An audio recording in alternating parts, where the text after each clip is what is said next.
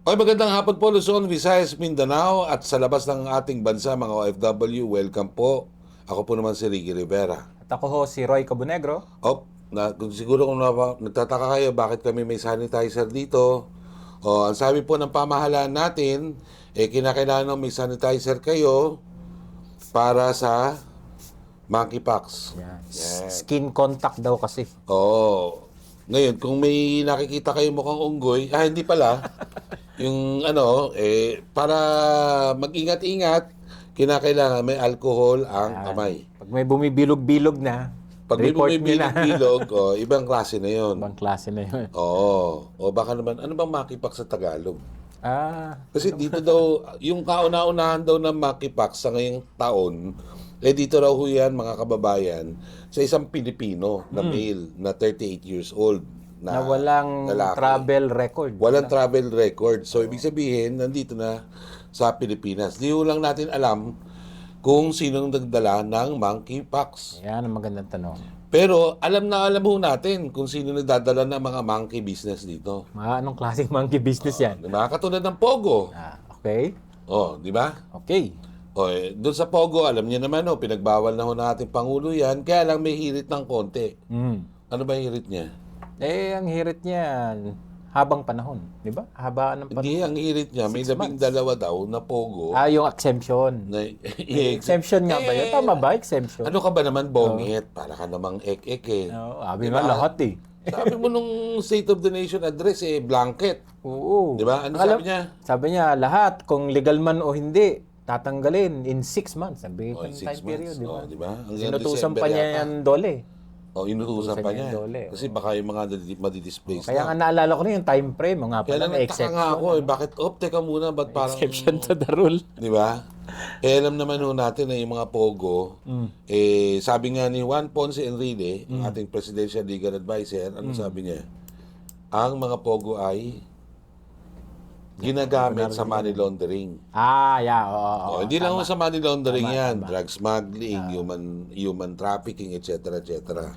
At kaya ganun kabigat yan, at dahil ganun kabigat, yung atensyon po ng mamamayan nandoon.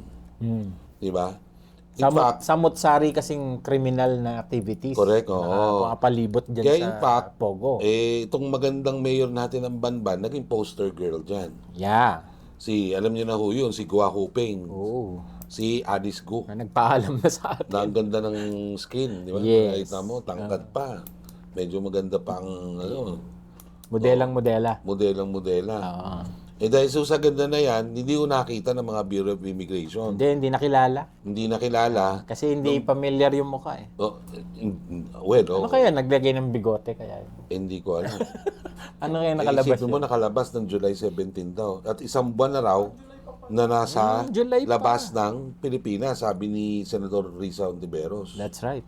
So, Sabi hindi raw dumaan sa, siyempre hindi Yan ang dadaan. sabi ni Dana. Siyempre hindi dadaan Dana, sa totoo ba usual. yan? Dana Sandoval, yung immigration spokesperson. Sabi niya, may posibilidad daw na baka hindi dumaan doon sa mga legal na exit. Alam nga naman dadaan sa legal na exit.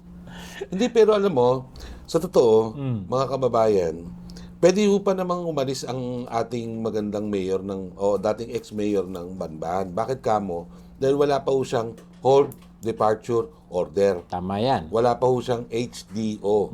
Bakit? Dahil wala pa hong competent na korte. Na nag-issue. Oo. So, pwede pa siya talagang umalis. Ang dangan nga lang ho dyan, kasi sobrang sensitibo ho ng issue, nagiging issue yung kanyang pag-alis. Dahil ang Bureau of Immigration kung tutuusin, wala naman ho talagang walang otoridad para i-detain kaagad-agad siya. No, kung gusto yung niyang umalis. Pero dahil sa hindi nila na-monitor at baka nga dumaan through illegal means, alam mo na kung anong, parang ang konsensya niya, di ba flight eh. So baka nga guilty talaga. Kasi di ba flight. Wala naman sinasabing hindi siya babalik eh. In fact, sabi ni sa Attorney bagay. Stephen David, doon sa kanyang interview sa kanya ng isang channel, ang sabi ni Attorney Stephen David dyan, nung kinausap po niya kahapon, ano ba kahapon? Sunday. Monday. Tuesday Monday. ngayon. Lunes. Ano bang August ano yun? 19, so 20 ngayon. Di 19. 19. Kahapon daw, tinawagan doon din sa telepono at nagsabi na nandito pa raw ang ating ex-mayor Alice Guo. Bakit sabi ng taok ngayon na confirm na raw na, Ano? na Hindi, wala na ang sa Pilipinas? confirm, yung pumunta siya ng Malaysia. Ngayon, so from maaaring Malaysia, bumalik. tumawid siya ng Singapore That's right. at doon niya natagpuan yung kanyang mga magulang. Oo, nag-reunion daw. So, ibig sabihin nun, Yun. kung natagpuan mo yung magulang niya, ibig magand sabihin, magkasama yung tatay, pati yung nanay. Kala ko ba yung Hiwalay. nanay, wala. Mayor, paano yan? O di na yari na naman yung narrative mo. Kasi di ba, hindi nga sila daw nagkikita ng nanay. Pero ang sabi ni Rizal Ontiveros, yung tatay at yung nanay, magkasama sila nagkita ng Singapore. So malamang yan, Malaysia siya, Kuala Lumpur, nagbus yan o kung ano man sinakyan niya, pumunta yan ng Jurong Baro, and then tumawid ng Singapore sa Woodlands. At hindi ko alam kung saan siya nagpunta doon after the Woodlands. Baka nag-alis lang ng stress ang buong pamilya. Ngayon, sabi ni Senador Win Gatchalian, ito ay sampal sa ating law enforcement. Kaya lang po, Senador, medyo napaagay yung reaction agad-agad. Kasi nga, wala pa naman talagang HDO. Di ba wala pa eh? Wala pa. Oo. At kasi dinidinig pa o nagkakaroon ng investigasyon yung mga isinampang May kaso. mga kaso siya, yun ang meron. May mga kaso. Oo. Tsaka inalis siya sa pagiging mayor. Correct. Diba? Hindi, yan ang ombudsman naman Sa yun. ombudsman yun. Yun pa lang naman. Inaapid At saka din siyempre, may supina siya mula sa Senado. Iyon, oo.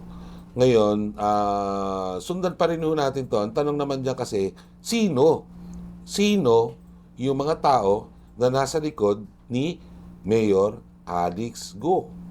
Meron bang taga-administrasyon dyan? Meron bang taga-PNP? Okay? Kasi yung mga ganyang pag-alis, kinakailangan dyan isang tao na maalam doon sa proseso. Ngayon, ang tanong, sino? Saka kung hindi siya na-monitor ng gobyerno, Sino ba sila? ay di siguradong well-placed, tsaka well-networked. Kasi Tama. otherwise, hindi niya malulusutan ang ganong karaming government agencies. Taga North Forbes ba yan? Doon ba?